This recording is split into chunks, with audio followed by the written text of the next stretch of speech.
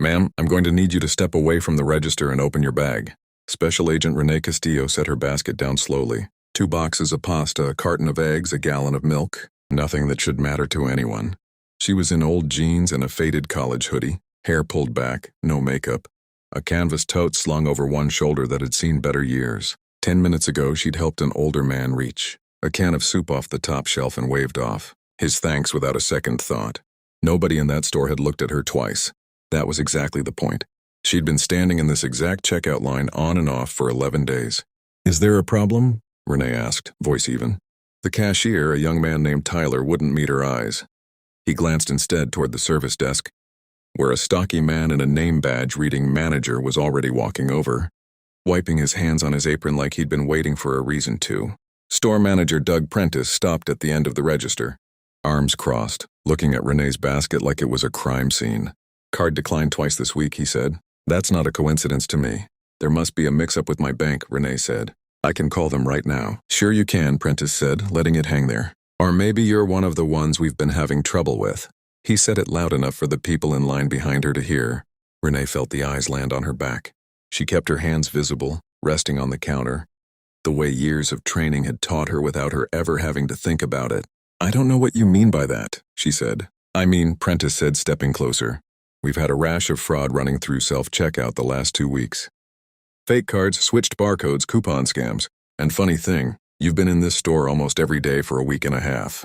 Just browsing. Never buying much. That's not normal shopping. That's casing." "I like this store," Renee said simply. "It's close to where I'm staying." "Where you're staying," Prentice repeated like the phrase itself was suspicious. He turned to Tyler. "Hold her card. I want corporate loss prevention to run it manually." "That's not necessary," Renee said. "I can pay cash for all of it right now." She reached into her tote for her wallet. Prentice's hand shot out and closed over the bag before she could open it. "Ma'am," I said, "open the bag. Let me look through it myself." "That's my personal property," Renee said, and for the first time her voice carried an edge. "You don't have the right to search it without my consent." "On my store I do," Prentice said, and yanked the zipper open before she could stop him. He upended it onto the checkout belt, a paperback with a cracked spine, a phone charger, a small notebook. Its pages filled edge to edge with handwriting too small to read at a glance, and a lanyard tucked at the very bottom that he lifted between 2 fingers like it was contraband. "What's this?" he said, turning it over. "Some kind of employee badge?" He read the raised gold lettering across the top, Department of Justice. He barked a short laugh and tossed it back onto the pile without looking twice. "Nice try. You can print anything on cardstock these days." Something in Renee's chest went very still and very cold. "That badge is real," she said quietly. "Look at it again." "I've seen fake IDs before," Prentice said. "Yours isn't even a good one." He turned to the small crowd gathering near the registers, playing to them now. "Folks, we've got a situation here. Nothing to worry about." A woman near the back murmured something to her husband. A teenager lifted his phone, filming without quite hiding it. Renee noted all of it without turning her head, the way she'd been trained to notice a room without appearing to. "I need you to hand that notebook over as well," Prentice said. "If you've been casing this store, that's your whole operation written right there." "That notebook is not evidence of anything you think it is," Renee said. "I'm asking you calmly to stop touching my belongings." Prentice ignored her, flipping through the pages instead, scanning lines of handwriting that meant nothing to him, and everything to her. Dates, times, register numbers, a pattern logged in careful, patient shorthand. He snapped it shut, unimpressed, and set it aside like trash. "Corporate's going to want this when the police get here," he said, and picked up the store phone. "You're calling the police," Renee repeated. "For fraud and suspicious behavior, absolutely," Prentice said, already dialing. "And maybe they'll actually believe your little badge story. I sure don't." Renee understood in that moment exactly what kind of morning this was going to become. She could explain everything right now, end it in 10 seconds and lose 11 days of careful, invisible work the moment word reached the people she was actually here to catch. Or she could let this play out exactly the way it needed to. "I'm not going to resist anything you do here," she said, loud enough for the phones already recording to catch it clearly. "I want everyone filming this. I have done nothing wrong."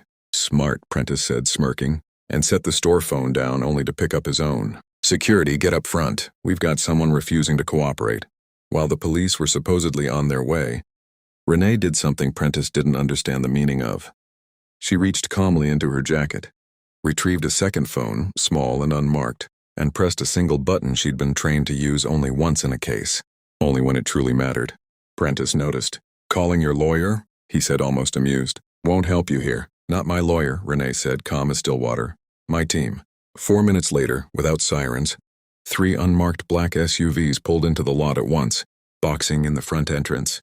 Doors opened in sync. Agents in Navy windbreakers, the letters DOJ stamped in gold across their backs, moved through the sliding doors in a tight formation, fanning out the moment they crossed the threshold. A tall man at the front, badge already raised, walked straight past the stunned crowd to Renee's side. Agent Castillo, status? Complete, Renee said. Everything logged. Store manager just handed me a live demonstration on camera, for free. Prentice's face had gone the color of the tile floor.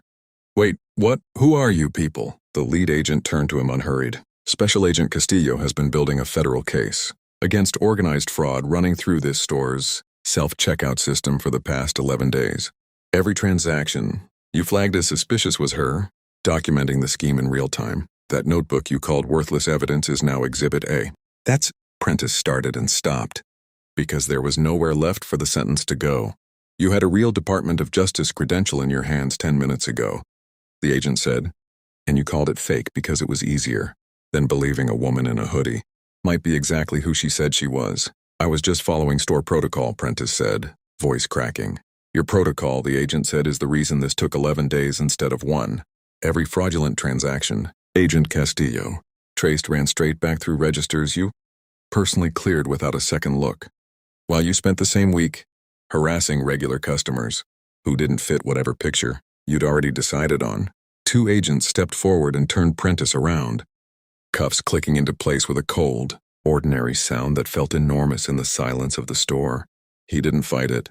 There was nothing left to fight with. The toddler in a nearby cart tugged her mother's sleeve. Why's the grocery man in trouble? Nobody answered her, but a few people in line exchanged a look that answered it well enough. They walked Prentice out past the registers, past the man who'd filmed quietly from behind a cereal display, past Tyler the cashier, who stood frozen with Renee's declined card still in his hand. Outside, the SUV sat waiting, back doors already open. Renee gathered her notebook off the belt herself, brushing crumbs from its cover, and slid the real badge back into her jacket where it belonged. The case that followed reached further than one store. Prentice, it turned out, hadn't just failed to notice the fraud ring. He'd been paid to look away, from 3 specific registers for the last 4 months. A detail Renee's notebook had already quietly proven days before he ever touched it. 2 other employees were charged alongside him. The regional loss prevention director who'd approved Prentice's aggressive customer profiling policy in the first place resigned within the week. Once the department's own numbers came out, of the 11 customers flagged and searched that month, 10 had been like Renee, ordinary people who simply didn't look to Prentice like they belonged in that line. At the plea hearing, the prosecutor played one piece of footage for the room. Prentice's hand lifting the real federal badge, reading it clearly and tossing it aside without a second glance. He held the truth in his own hand, the prosecutor said, and he set it down because it didn't fit the story he already wanted to tell about who deserved to be searched. Renee didn't attend the sentencing. She was already 3 states away, sitting quietly in a different checkout line, in a different faded hoodie, waiting to be underestimated all over again. If you believe people deserve respect before you know who they really are, like this video, subscribe for more stories of quiet justice. And tell us in the comments, would you have believed the badge?